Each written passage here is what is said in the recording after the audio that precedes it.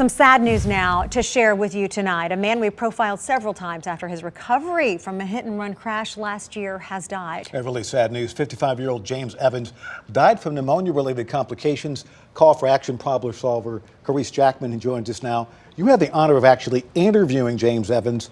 And what did you think about that? And give us the takeaway you have. I mean, it was an honor to talk to him, to tell his story. And, you know, for the past few months, I would check on James from time to time, and to hear the news this morning from his wife was very gut-wrenching. And his friends called our team last year to tell us he was having trouble getting the equipment he needed inside of his Cookeville home after his crash. So James was a man who spent his life just helping others, and even in his last few months, he became an advocate for those living with disabilities.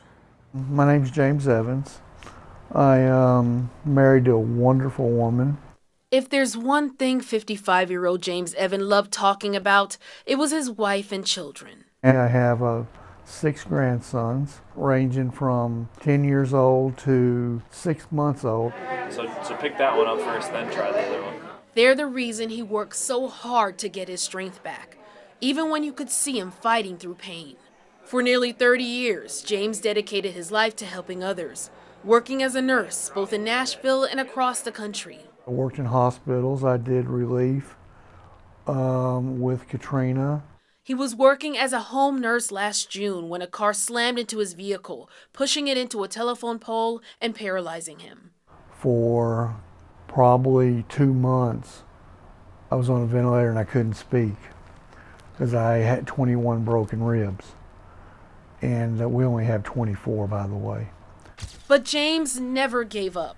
His happiest day came in December when he returned to his Cookeville home. I got home Christmas Eve, thank goodness. I got to spend it with my wife and all the adult children. Living in a wheelchair was a new adjustment, but not a deterrent. More than anything, he wanted to show the world that living with a disability should be acknowledged. It's not normal to see a younger person in a wheelchair.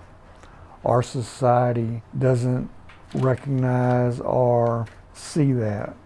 If you pay attention to commercials, TV programs, you don't see people in wheelchairs. We're not wired to see that. We don't want to see that. It's very unusual, and we just don't accept that. It's just not part of our society.